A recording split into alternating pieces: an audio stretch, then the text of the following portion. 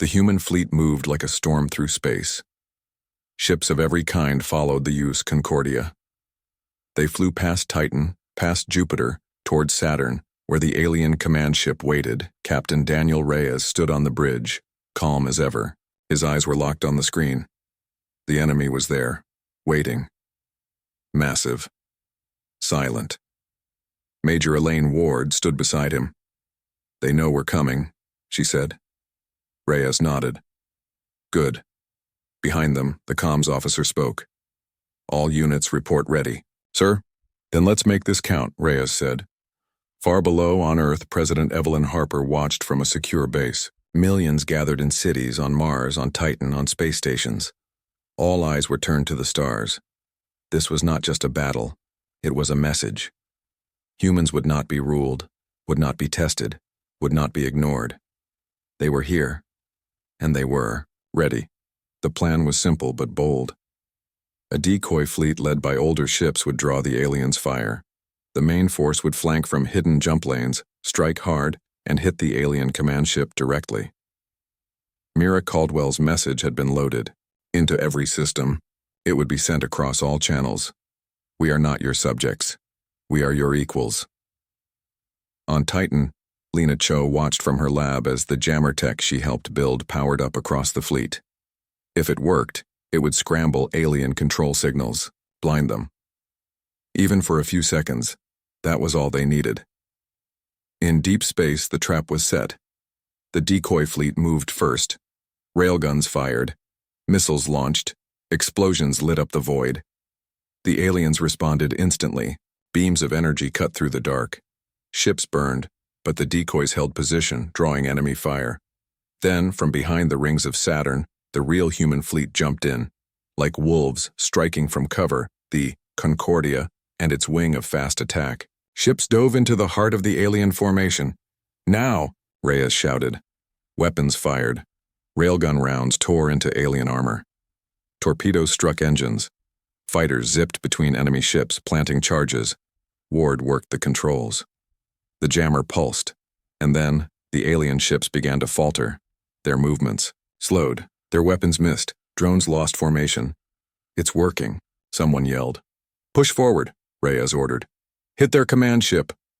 The Concordia led the charge. Shields cracked under heavy fire, but it kept moving. Mira's message blared across every channel. "We are not your subjects. We are your equals." For the first time, the alien command ship reacted. Its lights blinked. One of the alien vessels broke away, not to attack, but to stop fighting. "What the hell?" Ward whispered. Reyes didn't hesitate. "Press the advantage. Finish this." The final blow came from the U.S. Phoenix. It launched a full spread of high-yield torpedoes straight into the alien command ship's core. The explosion lit up the battlefield. Shock waves rolled through space. And then, silence. The remaining alien ships stopped firing. Some fled. Others floated, damaged and leaderless. The battle was over. Humanity had won. Back on Earth, people cheered. Tears fell. Children hugged parents. Soldiers smiled for the first time in weeks. President Harper stood before the world.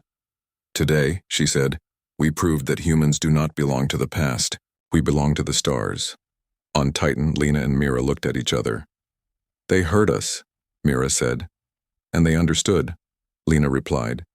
In space, Reyes looked out at the wreckage. "This wasn't just about winning," he said quietly. Ward stood beside him. "No, it was about showing who we are." He nodded. Far away, one alien ship remained. It hovered near the remains of its fleet, then slowly, it turned and vanished through a jump gate, back to wherever it came from, to tell what it had learned, that humans were not weak, that they were not alone, and that they would never fall again, because they had seen the scout. But now the universe saw the human fleet, and it knew humans were here to stay. The battle near Jupiter left scars across space. Wreckage floated like frozen ghosts among the rocks.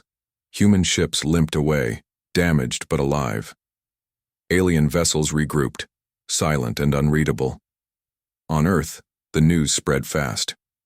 Humanity had fought back, and survived.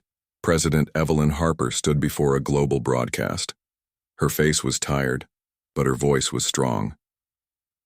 "We are at war," she said. "Not by our choice, but by necessity. We have faced something beyond our world, and now we must stand together as one people." For the first time in history, nations agreed without delay. No debates, no delays. All colonies, all planets, all fleets were placed under one command. The Joint Defense Council was formed. It included military leaders, scientists, engineers, and diplomats. Its purpose was simple: protect humanity. Captain Daniel Reyes was named Supreme Commander of the human fleet from the bridge of the USS Concordia. He looked out at the stars. "This isn't just about winning a fight," he said to Major Elaine Ward. "It's about proving we belong out here." Ward nodded. "Then, we make sure they know that." Across the solar system, preparations began. On Mars, factories ran day and night. New ships were built. Old ones refitted. Soldiers trained in zero-G combat, learning how to fight where there was no ground. In Boston, Mira Caldwell worked with a team of linguists and AI experts. She used every scrap of alien signal data to build a message, not of peace but of identity. "They see us as lesser," she said during a meeting. "Like animals, or tools. We need to change that." "How?" someone asked. "We tell them who we are," she replied. "And we make them listen." On Titan, Lena Cho led a group of engineers working on new weapons. The jammer they had used in the last battle gave them ideas. "If we can scramble their signals," she said, "we can break their control." Her team built better versions, smaller, faster, stronger. "Next time," she told them, "we don't just slow them down, we blind them." In orbit above Earth, new defense stations were launched. They carried railguns, lasers, and missiles, powerful enough to tear through alien armor. Civilian pilots volunteered to help. Transport ships became supply lines. Even mining drones were modified for war. For the first time, every part of human space joined in a single cause. War had come, but so had unity. Back on Earth, families said goodbye to loved ones leaving for space. Some would return, others wouldn't. A young boy named Aaron stood with his father at a launch port on Mars. His dad was a pilot joining the fleet. "Will you come back?" Aaron asked. His father looked at him. "I'll do my best, but if I don't, remember this. Humans don't run. We stand, we fight, and we protect each other." Aaron nodded, eyes full of fear and pride. Far from Earth, Reyes studied the latest reports. The alien armada had paused after the battle, not retreating. Just watching. He knew what that meant. They were learning. "Then let's teach them something new," he said. He called a meeting with his top officers. "We're changing tactics," he said. "We won't wait for them to come to us. We take the fight to them." Ward raised an eyebrow. "You want to strike deep?" "Yes," Reyes said. "We find their command center, we hit it hard, and we show them that humans don't just survive. We lead. Plans were made. Ships were repaired. New weapons tested. The human fleet prepared for its boldest move yet." Mira finished her message. It was short, powerful. "We are not your subjects," it read. "We are your equals." Lena uploaded it into the jammer systems. Next time they fought, the aliens would hear it, not just with ears, but with understanding. As the final ships docked and loaded supplies, Reyes stood alone on the observation deck. He looked at the stars and whispered, "This is for every human, whoever looked up and wondered if we were alone." He turned away. "We're not alone anymore. And we're ready." Far away, near Saturn, the alien fleet moved again. They were coming. But this time, humanity was waiting. Not divided. Not scared, but united and ready to fight. The first battle was a warning. The aliens had struck fast, hard, and without mercy. The CSS Liberty was gone. Its crew lost. And now, humanity knew for sure. These were not visitors looking to talk. Captain Daniel Reyes stood on the bridge of the HFY Concordia. His face was tight with anger he didn't show. Behind him, Major Elaine Ward studied the tactical display. "They're moving toward Mars," she said, "like they're mapping every human presence." Reyes looked at the screen. Alien drones were already scanning the red planet's surface. Colonies lit up like targets. "They're not here to trade," he said. "They're here to measure us. Like we're something to be classified." Ward nodded. "If they think we're weak, they'll take what they want. Then we make sure they know we're not weak." Back on Earth, President Evelyn Harper called an emergency meeting with the Joint Defense Council. The mood in the room was tense. Some wanted peace talks, others wanted full war. "We can't afford to wait," said General Ryan Cruz, head of planetary defense. "If we do, they'll decide for us." Harper listened. Then she spoke. "We fight," she said, "but we fight smart." On Titan, Lena, Cho worked with her team to finish a new jamming system. It was based on the Scout signal patterns. If they could mimic the alien tech, maybe they could disrupt it. "This isn't perfect," she told her team, "but it might buy our ships. A few seconds, that's all we need." Next to her, Mira Caldwell reviewed the latest alien transmissions. "They're still not sending messages," she said. "Just commands, orders to their ships." "They don't see us as equals," Mira added. "Maybe they don't think we're even people. Then we prove them wrong," Lena said. In orbit above Jupiter, the human fleet gathered. The Concordia led the charge. Beside it were the CSS Independence, the USS Phoenix, and dozens of smaller fighters. Reyes gave the order. "All units, prepare for ambush maneuvers. We use the asteroid belt for cover. We hit them fast, then vanish before they can counter." His plan was risky, but it was the only way to even the odds. The alien fleet moved slowly through space. They scanned everything. They sent drones ahead. They never stopped watching. They didn't expect what came next. As the alien ships passed through a field of floating rock and ice, the human fleet struck. Missiles flew from hidden positions. Beams of energy cut through darkness. Explosions lit up the void. The Concordia fired first. Its railguns tore into an enemy drone group. The Phoenix followed, launching guided torpedoes into the flank of a larger alien cruiser. For the first time, the aliens were caught off guard. "Hit their comms," Reyes shouted. "Take out their control links." Ward worked the systems. The jammer Lena had built pulsed through space. Alien signals scrambled. Drones lost formation. "It's working," someone yelled. The humans pressed the attack. Small fighters dove between asteroids, firing bursts of plasma. Frigates flanked from the sides, hitting hard and pulling back, before retaliation. But the aliens recovered fast. Their ships turned, weapons powered up, and then the real fight began.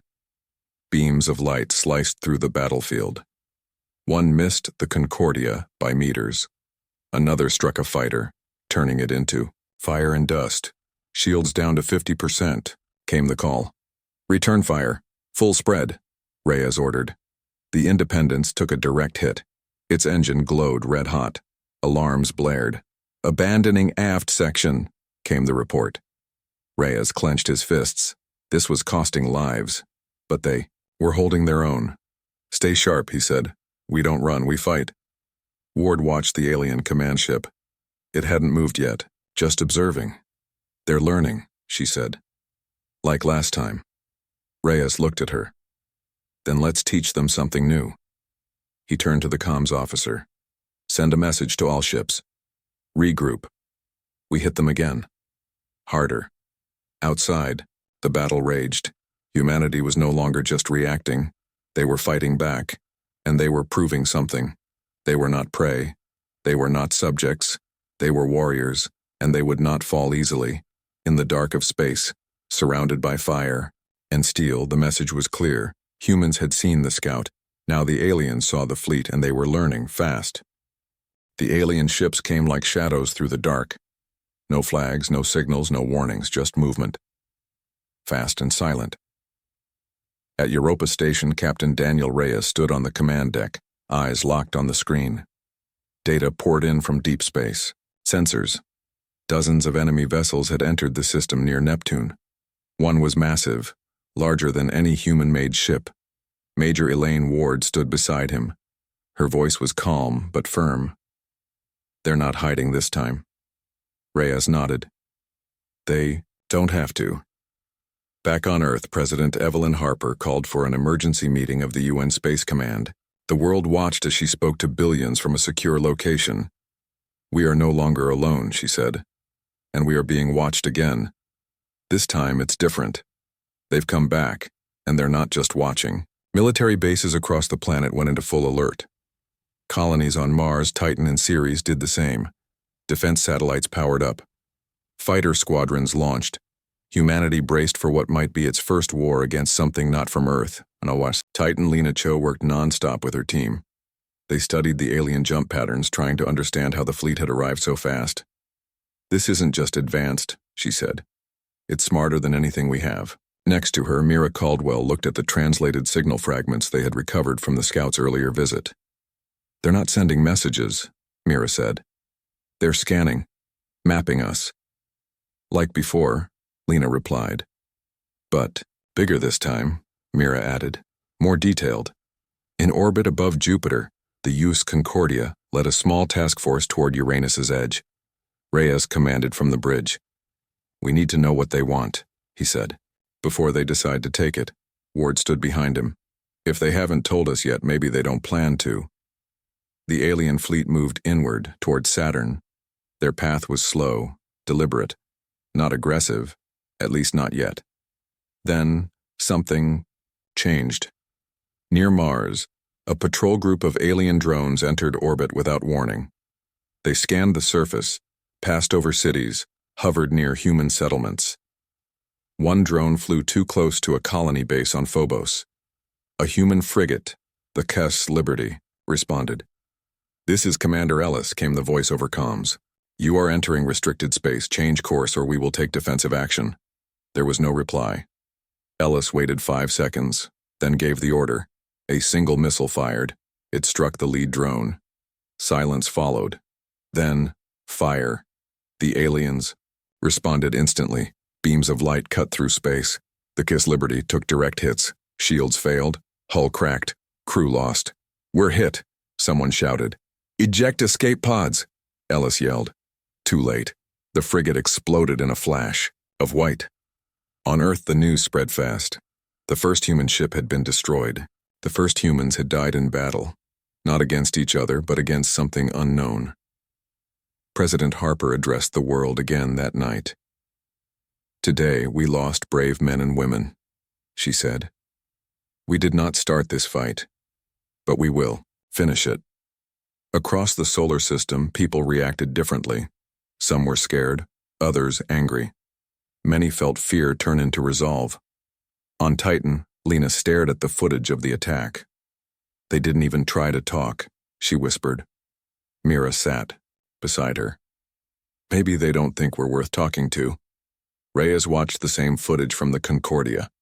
His jaw tightened. "If they think we'll fold," he said, "they're wrong." He turned to his crew. "Get me the fleet. All units, prepare for engagement." War had begun, not by choice, but by necessity. The alien armada continued its slow march toward Earth. More drones deployed, more scans ran.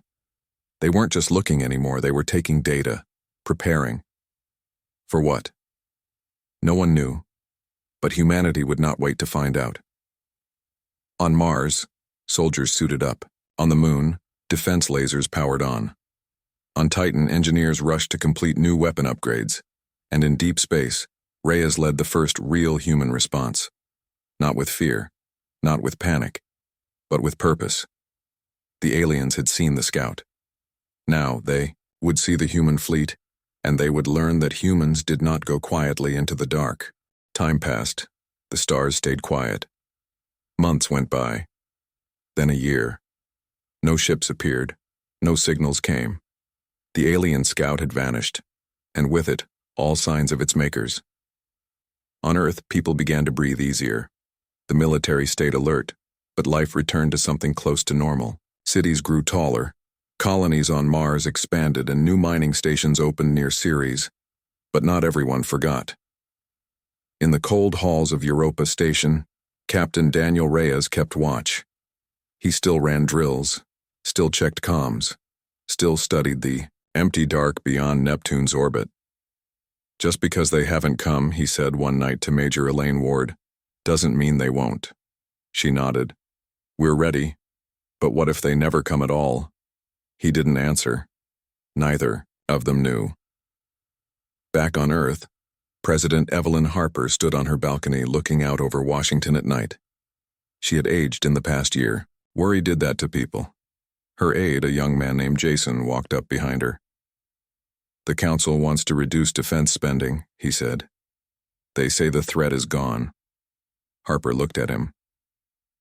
"Say that to the families of the crew who met the scout." Jason was quiet. "We don't know what's out there," she said. "But we saw what they can do. We saw their tech. We saw how fast they moved. I won't let us be caught again." Meanwhile, on Titan, Lena Cho worked in a dimly lit lab, surrounded by screens filled with numbers and diagrams. She had spent months trying to understand the Scout's jump method. It was slow work. "This isn't just propulsion," she told her team one morning. "It's communication, control, maybe even thinking." A young engineer asked, "You think the ship was alive?" "Not like us," she said. "But smart, aware." Next to her, Mira Caldwell sat with a tablet full of symbols. The linguist had built the first rough dictionary of possible alien words. None of it made full sense yet. "They were testing us," Mira said. "They wanted to see what we could do." "And now?" someone asked. "Now we wait for them to decide what to do next." On Mars, things were growing. Hydroponic farms stretched across red soil, feeding thousands of colonists. Children laughed in low gravity, jumping higher than any human ever could. Among them was a boy named Aaron, son of a former Marine turned farmer. His father often watched the sky when the sun set. "What are you looking at?" Aaron once asked. His dad answered, "Just making sure nothing's coming." Elsewhere on board the USS Concordia, Reyes trained his crew hard. They flew through asteroid fields, practiced boarding drills, tested new weapons systems. The Navy wasn't taking chances. "If they come back," he told his officers, "we won't be surprised." But many wondered if it had all been a mistake, if the Scout had just been a traveler, if humanity had wasted billions preparing for ghosts. "Maybe they weren't a threat," said a scientist on live TV one night. "Maybe we scared them off." Others disagreed. "They scanned us," said a military analyst. "They sent data home. We don't know what's coming." As the debate raged, life continued. People got married. Kids were born. New music played from loudspeakers on space stations. The solar system felt big again. Too big. And then, without warning, the silence broke. Near Neptune, a sensor buoy flickered back online. It hadn't worked in months. Now it sent a single word through the network. "Contact." At Europa Station, alarms blared. Reyes ran to the bridge. "What do we have?" he asked. Ward stared at the screen. Multiple objects coming from outside the system. "How many?" "Too many." Space telescopes focused on the edge of Neptune's orbit. What they saw made hearts stop. Ships. Dozens of them. Bigger than the Scout. Darker. Moving fast. And behind them something else. Something huge. "They came back," Ward whispered. Reyes stood tall. "Then we're ready." Far away on Titan, Lena got the message. She dropped her coffee cup and ran to the nearest console. "Send everything to Earth," she said. "Tell them we were right." Mira watched the sky from her window in Boston. She whispered to herself, "I told you they'd come." President Harper stood before the world in an emergency broadcast. "Citizens of Earth," she said, voice calm. "The time has come. We are not alone." And as the alien armada moved, closer, silent and unstoppable, humanity remembered. They had seen the Scout, but they had not expected the fleet. And now, it was here. The Scout was gone again, But this time it did not vanish into silence. It left behind something far more dangerous than questions. It left data. On Earth, the message spread fast. Governments met in secret. Scientists worked through the night. The signal from the alien probe had been recorded, studied, and broken down into parts no one fully understood. But one thing was clear. The scout had sent everything it saw back home. In a command center on Europa Station, Captain Daniel Reyes stood with his hands behind his back watching the screen. Lines of code scrolled as analysts tried to guess how far the scout's message had traveled. "It used something we don't have," said Major Elaine Ward, arms crossed. "A way to send data faster than light." "If that's true," Reyes said, "then someone out there knows about us already." They both knew what that meant. If the scout was a pair of eyes, then its makers were the ones looking through them, and now they had seen humanity. Back on Earth, President Evelyn Harper called for an emergency meeting of the UN Space Command. Leaders from every major nation joined via secure link. Some were calm, others angry. All were afraid. "We should keep trying to talk," said a diplomat from New Delhi. "And what if they're already coming?" replied a general from Brazil. "Do we wait for them to land on our soil before we act?" Harper listened, her face unreadable. She had spent years in politics, but nothing had prepared her for this moment. She raised a hand. "We do both," she said. "We prepare for war, and we keep trying to talk." Across the solar system, the response began. Military bases on the Moon and Mars went into high alert. New ships were ordered into production. Old plans for planetary defense were pulled from storage and updated. At a research base near Titan, Lena Cho worked nonstop with a team of engineers. They had copied part of the scout's jump signature. It wasn't much, but it gave them a starting point. They didn't just move, she told her team. They jumped, like instantly. "We need to understand how." Meanwhile, Mira Caldwell returned to Earth. She had brought every scrap of data from the Celeste mission. At a lab in Boston, she and other linguists tried to find meaning in the alien signals. "They responded to math," she said during a meeting. "But now we have to ask why. What were they testing?" Some thought it was curiosity. Others feared it was evaluation, like a farmer checking the health of livestock. Weeks passed. Then months. Slowly, life returned to normal for most people. The fear faded into background noise.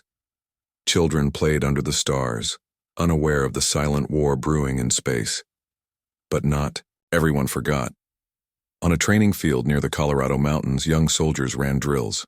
They were taught to fight in zero gravity, to survive in vacuum suits, to aim weapons that fired magnetic rounds.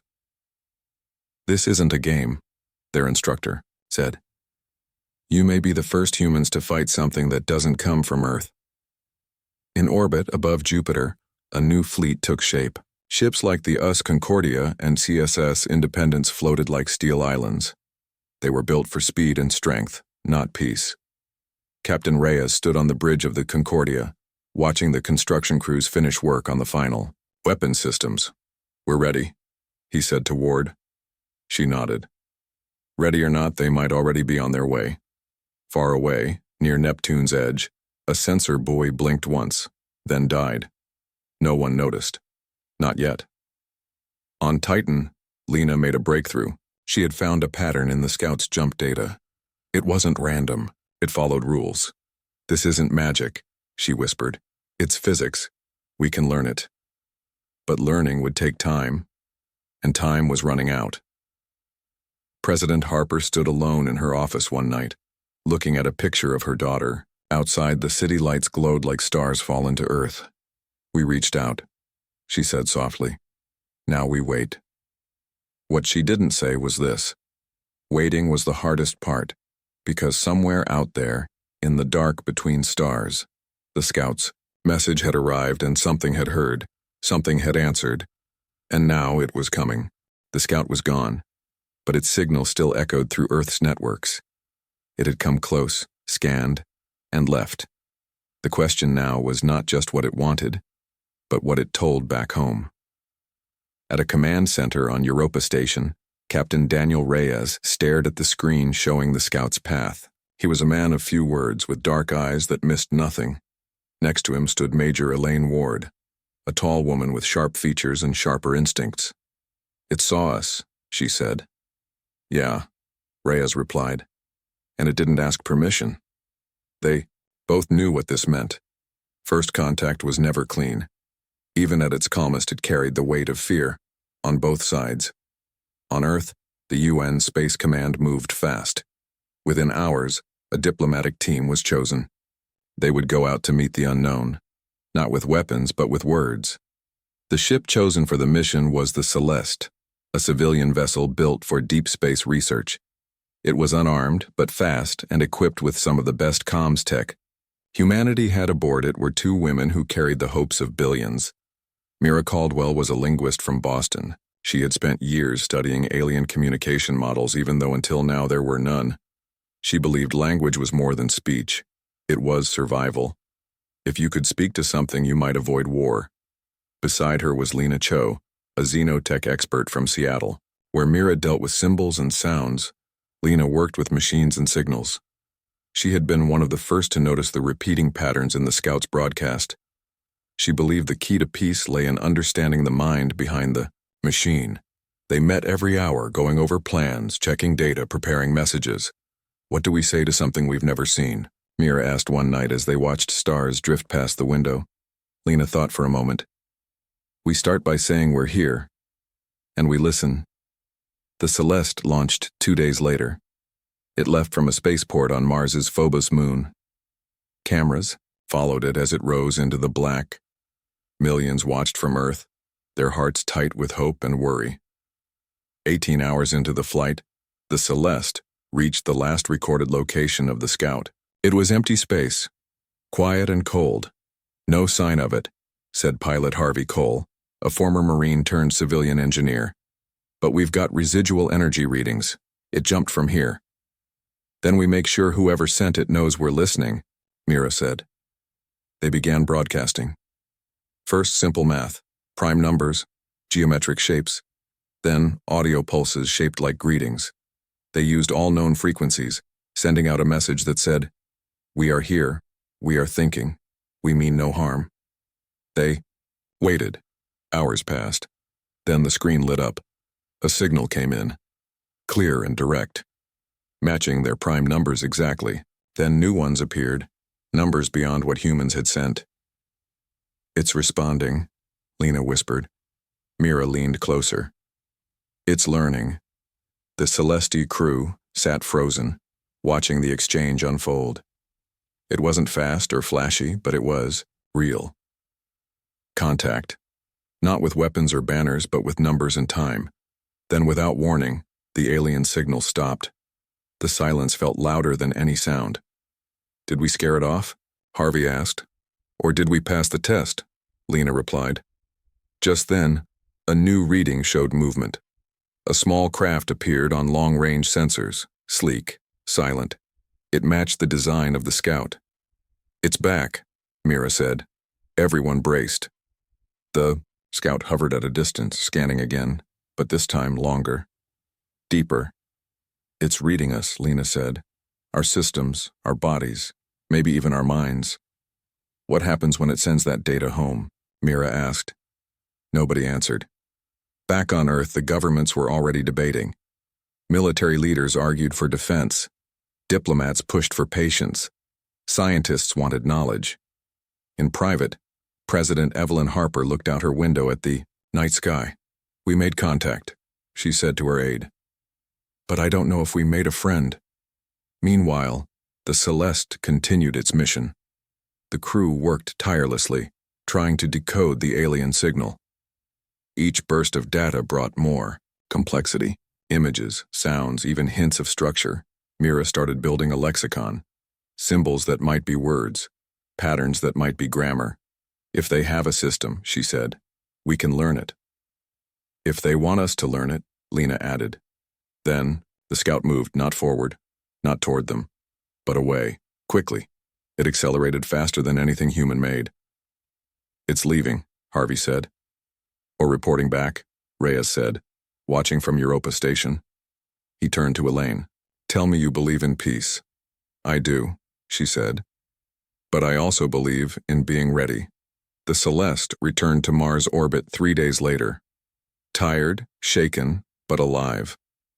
They had done what no one ever had. They had spoken to another intelligence. Whether it listened or decided to return with others was no longer up to them.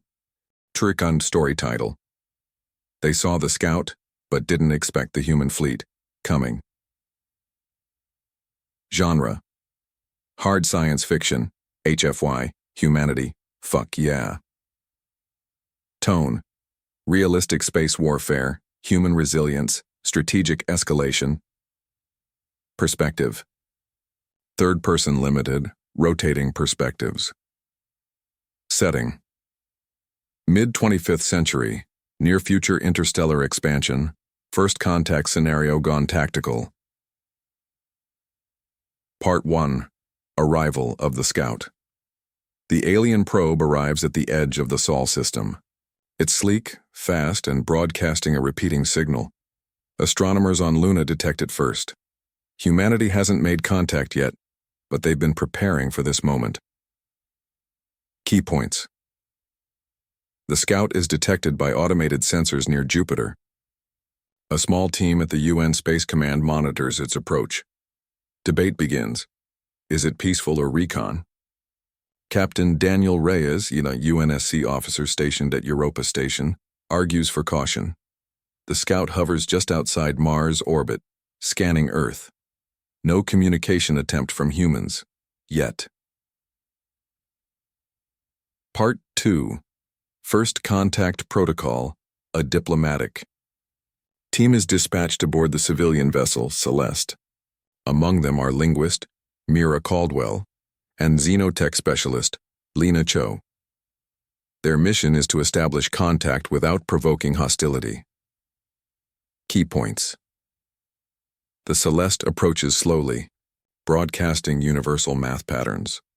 The Scout responds with similar sequences, showing intelligence. Then, unexpectedly, it scans the ship and retreats. Mira believes it was assessing humanity's tech level. Lena warns, it might be reporting back. Meanwhile, Reyes receives orders. Prepare for possible escalation. Part 3. The message is sent. The Scout vanishes through a jump gate it creates using unknown physics. Humanity realizes it wasn't alone. It had a way home. Key points. Scientists scramble to analyze the jump signature. Military strategists panic. If it was a recon drone, then an armada may follow. Reyes pushes for immediate fleet mobilization. Some argue diplomacy should continue. Others fear being caught off guard. President Evelyn Harper authorizes defensive deployment across inner planets. Word spreads to colonies on Titan and Ceres. Civilians begin evacuations in low orbit. Habitats. Counterpart for the wait.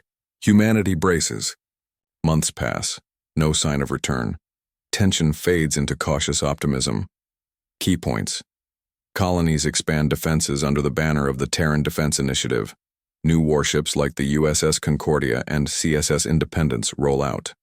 Reyes now commands a fleet wing based near Ganymede.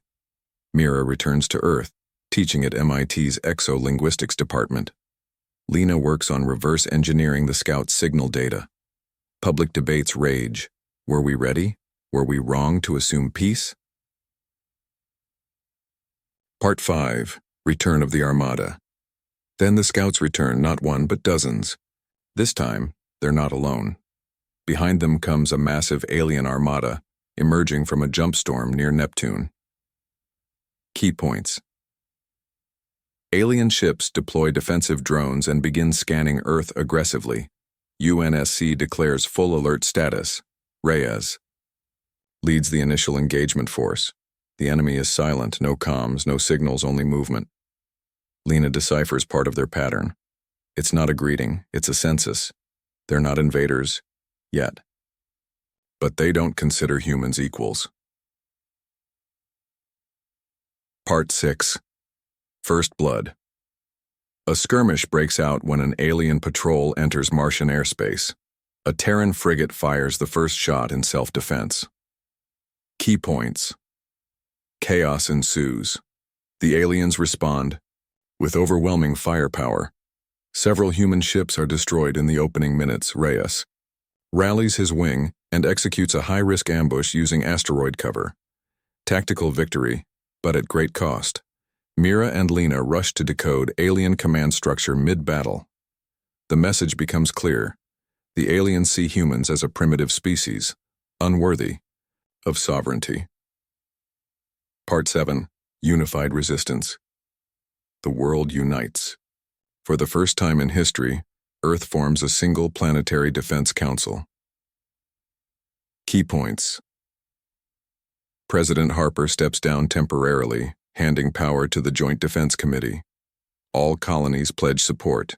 Civilian engineers, AI experts, and scientists join military efforts. Reyes becomes Supreme Commander of the human fleet. Lena develops a jamming protocol to disrupt alien coordination. Mira crafts a new message, not a greeting, but a declaration. We are not your subjects. We are your equals. Wade Umbrigauer. Part 8. The Counterstroke. The final battle takes place near Saturn. Using stolen alien tactics and adapted tech, the human fleet lures the alien armada into a trap. Key points. Reyes leads a decoy fleet while the main force flanks through hidden jump lanes. Mira broadcasts the human message across all frequencies.